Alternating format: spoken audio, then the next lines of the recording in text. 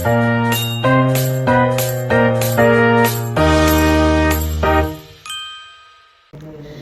pagi Ibu, perkenalkan saya perawat biar yang bertugas dari pukul 7 hingga 2 siang nanti. Sebelumnya sebutkan nama bayinya Bu. Namanya umur 8 bulan 2000. Ya udah sesuai ya Bu. Sebelumnya di sini saya yang akan melakukan pemeriksaan fisik pada bayi Ibu. Sebelumnya keluhan di rumah itu apa ya Bu ya?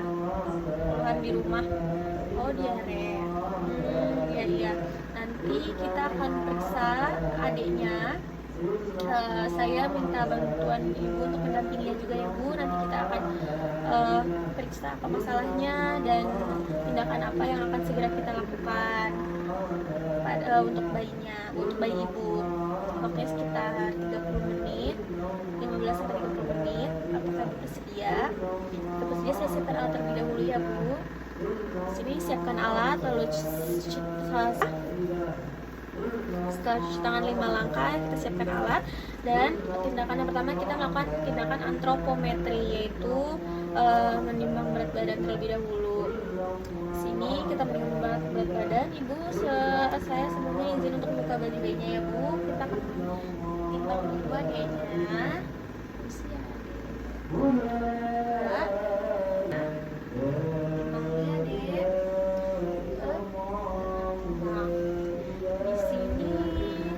Timbangannya 8 kg Ibu. Sebelumnya adanya ditimbang berapa kilo Bu?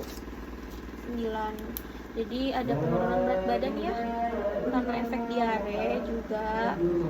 Ntar kita lakukan pemeriksaan lanjut ya. Badannya 8 kg. Setelah itu kita mengukur lingkar kepalanya ya Bu. Kita tendekan bayi ke dari kita.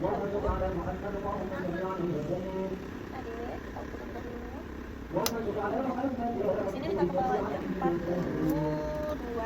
Lalu selanjutnya lingkar dada. Lingkar dada harus melewati putih.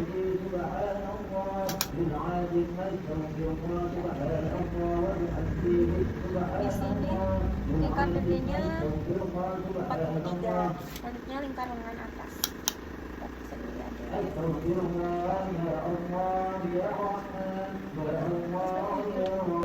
Di sini lingkar lengan atasnya 12 cm ya Bu.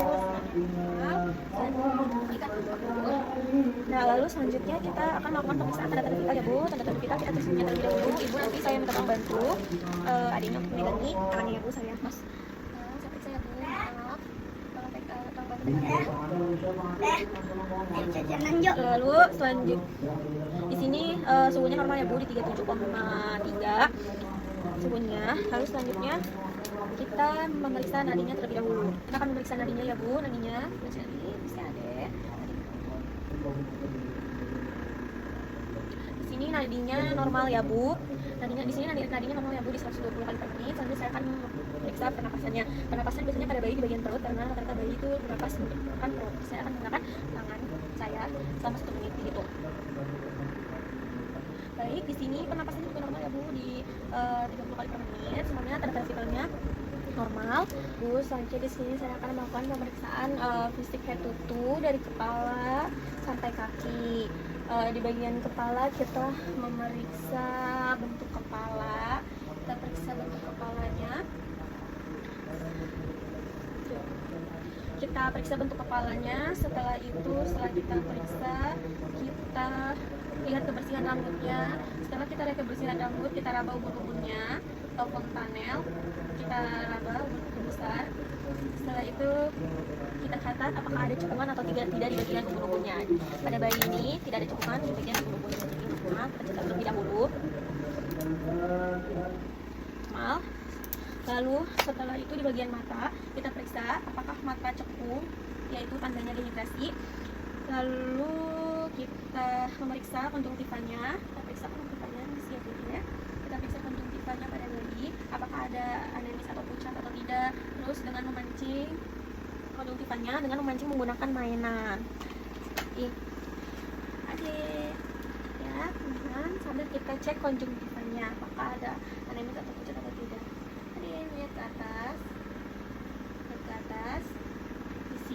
ujung pipa pada bayi aman, tidak ada nemis atau pucat. Setelah itu kita cek juga.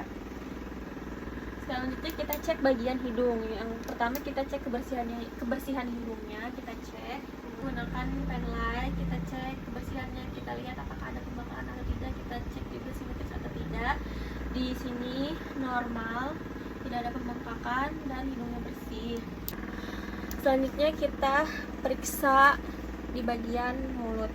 Kita periksa kelembapan mulut, lalu kita bibirnya kering atau tidak, pertumbuhan giginya, kebersihan, serta tanda sariawan atau bercak putihnya. Menggunakan pen light kita cek.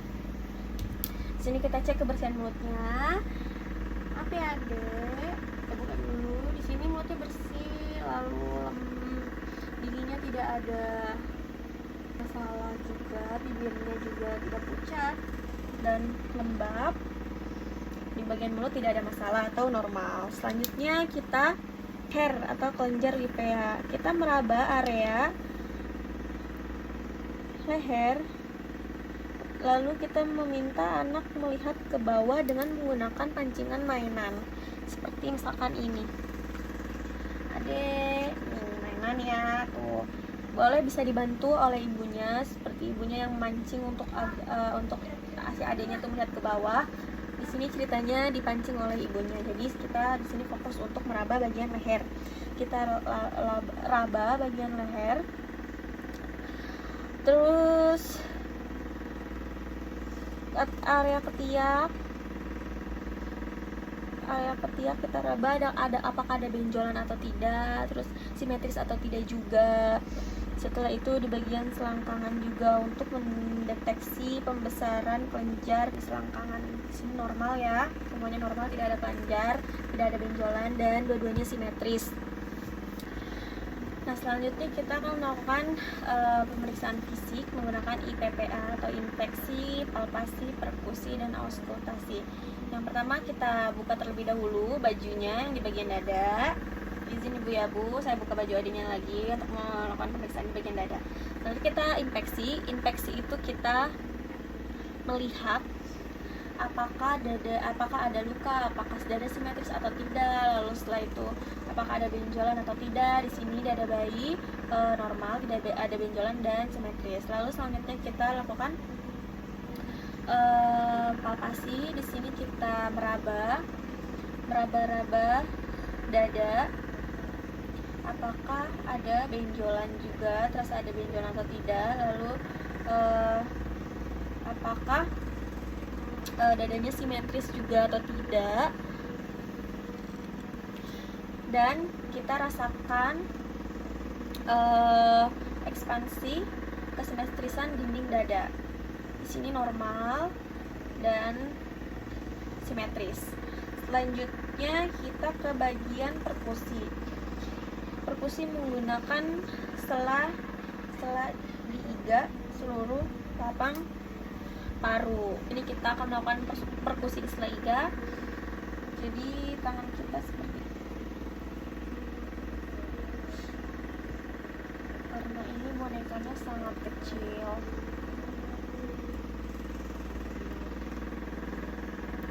Nah, setelah dilakukan perkusi, selanjutnya kita melakukan auskultasi menggunakan stetoskop.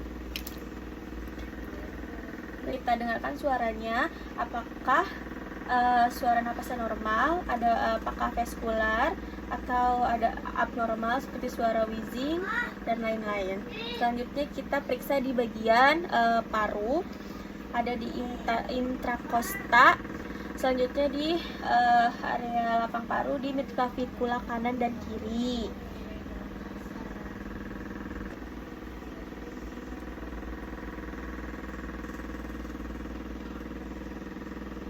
Baik, ini suara nafasnya normal ya Bu. Selanjutnya tadi pemeriksaan paru sudah selesai, lanjut ke pemeriksaan jantung. Dan untuk pemeriksaan jantung kita inspeksi terlebih dahulu. Kita inspeksi ictus cordisnya terlebih dahulu. Di bagian puting susu bagian kiri ada tampak yang berdenyut atau tidak. Lalu simetris puting susunya simetris atau tidak juga. Lalu apakah ada benjolan atau tidak? Untuk normalnya itu di bagian puting tuh tidak ada yang berdenyut ya. Jadi selanjutnya kita palpasi menggunakan 2 jari di bagian puting susu kiri. Sini kita palpasi.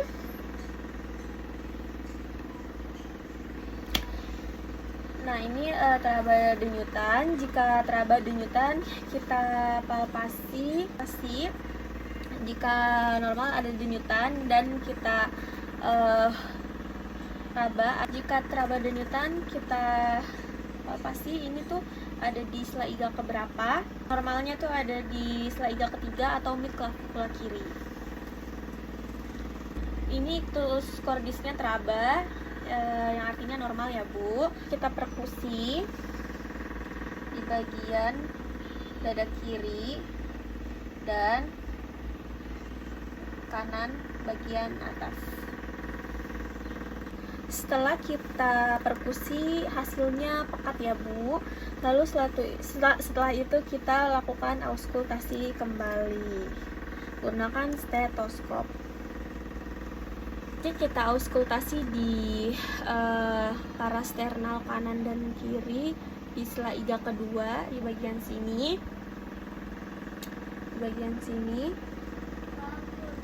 Di sini ada katup aorta dan ada katup pulmonal juga. Lalu kita dengarkan suara napas 1 dan 2 jernih atau tidak. Lalu selanjutnya di mid clavicula kiri di bawah puting susu, kita dengarkan suara jantungnya. Kita dengarkan suara jantung 1 dan suara jantung 2. Setelah di bagian dada selesai, selanjutnya kita pindah ke bagian abdomen atau perut. Baik Ibu, saya selanjutnya periksa di bagian perut dulu ya Bu. Ya, oke, kita agak ke bawahkan celananya terlebih dahulu. Kita turunkan sedikit untuk memeriksa di bagian abdomen atau perut. Nah, saya inspeksi dulu ya Bu. Di sini kita lihat bagian perutnya, apakah bagian perutnya itu cembung, datar, ada benjolan atau tidak, simetris atau tidak, ada pembengkakan atau tidak, ada benjolan atau tidak. Lalu setelah itu selanjutnya kita melakukan auskultasi di bagian perut atau mendengarkan suara bising usus. Kita periksa. Kita lakukan pemeriksaan bising usus. Biasanya di bising usus itu ada suara gemericik seperti air. Lalu kita hitung selama 1 menit berapa kali suara gemericik di bising usus itu berbunyi. Selanjutnya di sini kita akan perkusi bising usus. Di sini normalnya suaranya timpani. Lalu setelah itu palpasi dari kanan kiri atas perut dan kanan kiri bawah perut. Kita tekan seperti ini, agak ditekan. Ibu, maaf ya Bu, saya palpasi agak sedikit ditekan. Rasakan apakah ada massa atau tidak, atau respon nyeri tekanan pada bayi. Lalu setelah itu selanjutnya kita periksa di bagian genital dan anus. Di sini kakinya ditekukan. Maaf ya, Dek, tekukan kakinya ya, Nak. Tekuk ya, ceritanya ini udah ditekuk kakinya. Lalu kita buka celananya. Ibu izinnya saya buka celananya, saya mau periksa bagian genital dan anusnya. Lalu ditekuk. Lalu setelah itu kita periksa kebersihan alat kelaminnya, memastikan lubang kencing yang berada di ujung penis, lalu memastikan testis sudah turun ke skrotum, serta memeriksa kemerahan atau iritasi di sekitar anus akibat diare. Di sini kita lihat alat kelaminnya di ujungnya, lalu kita raba testisnya. Lalu setelah itu terus kita jangan lupa kita lihat juga ada kelainan atau tidak. Dan setelah itu di bagian anus kita lihat juga ada kelainan atau tidak, kebersihannya normal atau tidak. ada benjolan atau tidak, karena kan si adenya ini diare, jadi takutnya ada iritasi di bagian anus. Kita lihat di sini, kita cek, kita izin ibu, saya cek dulu bagian anus ya deh, kita cek dulu. Di sini tidak ada benjolan, lalu bersih. Di sini agak sedikit kemerahan ya bu, karena kan adanya diare ya, buang air besar mulu, jadi ada sedikit kemerahan. Jadi sedikit kemerahan nggak apa-apa, nggak masalah. Lalu setelah itu pemeriksaan alat genital udah selesai, kita pasangkan celana. Kita pasang celana dulu, lalu kita kancingkan baju kembali, rapikan. Setelah itu selanjutnya kita ke ekstremitas kaki dan tangan. Kalau si adik bayinya memakai kaos kaki, kita buka terlebih dahulu kaos kakinya. Di sini posisinya kaos kaki sudah terbuka. Lalu kita lihat bagian ekstremitas, ada benjolan atau tidak, simetris atau tidak, apakah ada udem atau tidak. Lalu jika ada udem itu kita tekan udemnya kedalaman berapa. Lalu setelah itu kita raba akralnya, kita raba akralnya hangat apa dingin di tangan dan di kaki. Setelah itu lalu selanjutnya capillary refill, kita tekan bagian jari kaki, kita tekan jari-jarinya, dia akan pucat dan kembali merahnya berapa lama kita hitung. Semuanya kita cek, kaki, kedua kaki dan semuanya, tangan juga. Normalnya itu kurang dari 2 detik. Selanjutnya kekuatan kekuatan otot pada pasien bayi. Karena ini masih bayi, kita nggak bisa menyuruh dia untuk mengangkat tangan atau mengangkat kaki. Jadi kita menguji kekuatannya dengan ketika bayi aktif atau bergerak. Ketika bayi bergerak, kita tahan, lalu kita hitung kekuatan bayinya, seberapa kuat dia melawan tangan kita. Kalau misalkan dia bisa melawan dengan kekuatan penuh, maka kita bisa nilai dengan nilai 5. Seperti itu. Kita pasangkan kaos kaki kembali dan rapikan. Baik ibu, pemeriksaannya udah selesai. Adiknya juga bagus banget, nggak nangis ya, anteng bayinya, nggak berontak juga, pinter bayinya ya bu. Pemeriksaannya sudah selesai. Tadi bayinya ada sedikit iritasi ya bu di bagian anusnya, karena efek mencret juga, lalu ada mencret juga. Terus tadi berat badannya juga turun ya 1 kilo karena efek dari diare. Setelah ini kita mungkin akan memasangkan cairan infus ya ibu, agar adik tidak kekurangan cairan dan dehidrasi. Apakah ibu setuju? Ya jika setuju, nanti mungkin 5 menit saya akan kembali untuk memberikan infusan kepada adik ya bu. Baik ibu, demikian yang bisa saya lakukan pemeriksaan sebelum saya ke nurse station dan mengambil infusan. Ada yang ingin ditanyakan sebelumnya bu? Udah, ibu, jika tidak ada yang ditanyakan, saya kembali ke nurse station. Saya akan balik lagi ke sini sekitar 5 menit ya bu, untuk memasangkan infus untuk adik. Ibu, nanti ibu jangan kemana-mana dulu ya bu, karena saya akan balik lagi 5 menit ya. Sebelumnya saya permisi ya bu, terima kasih. Sekian dari saya video praktek pemeriksaan fisik, kurang lebihnya mohon maaf. Wassalamualaikum warahmatullahi wabarakatuh.